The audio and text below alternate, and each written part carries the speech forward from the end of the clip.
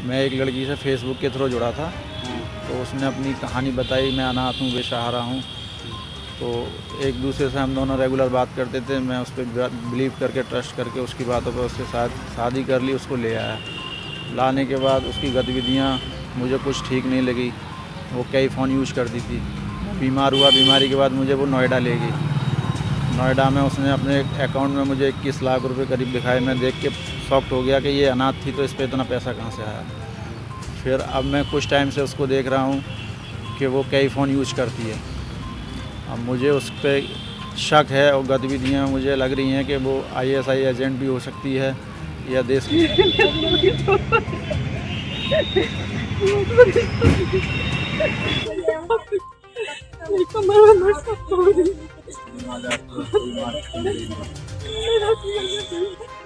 साहब, मेरी पत्नी IS से जुड़ी है। उसके अकाउंट में 21 लाख रुपए हैं। SSP से बोला पति। ATS से जांच कराने की मांग की और शिकायत पत्र दिया। कहा सच्चाई पता चल जाएगी।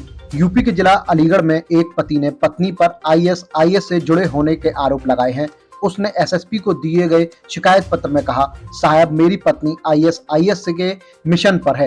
उसकी सारी गतिविधियां संदिग्ध लग रही हैं। वह रात भर फोन पर किसी से बात करती है। यही नहीं, उसके खाते में 21 लाख रुपए भी हैं जो संदिग्ध हैं।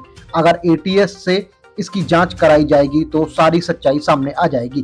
फिलहाल SSP ने मामले की जांच क्वारसी थाना पुलिस को सौंप दी। पूरा मामला अलीगढ़ के थाना क्वारसी इलाके के नगला पटवारी क्षेत्र से जुड़ा हुआ है। मां के साथ SSP ऑफिस पहुंचे सिराज ने बताया, मैं मूल रूप से जनपद बुलंदशहर के दानपुर का रहने वाला हूं। फेसबुक के जरिए मेरी एक महिला से दोस्ती हुई। उसने अपना नाम हसीना बताया। उसने कहा कि उसका कोई नहीं है, वह यतीम है। धीरे धीरे हमारी दोस्ती प्यार में बदल गई। सिराज ने बताया, 14 मई 2021 को मैंने हसीना से शादी कर ली। कुछ दिन बाद हसीना ने बताया कि उसकी एक 12 साल की बेटी है जो देहरादून में पढ़ती है।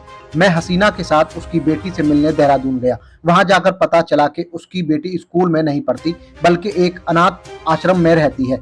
इसके बाद हम उस बच्ची को अपने साथ ले आए। सिराज ने बताया, इसी बीच मुझे पता चला कि हसीना के खाते में 21 लाख रुपए हैं जो संदिग्ध हैं। जब मैंने उससे पूछा कि इतने सारे रुपए कहां से आए हैं, इस पर हसीना ने कहा कि पहले पति से फैसले के दौरान ये रुपए मिले थे। सिराज ने बताया, हसीना के 2 और नाम हैं। उसका एक नाम मनीषा और दूसरा नाम पूजा है। उसके पास 2 आधार कार्ड भी हैं, जिसमें एक पुणे का है और दूसरा दिल्ली का। इसके साथ ही उसकी पत्नी कई मोबाइल इस्तेमाल करती है। रात में अकेले जाकर बातें करती है। सिराज ने आगे बताया कि एक दिन हसीना फोन पर बात कर रही थी, तभी उसने कहा कि एक मिशन पर है।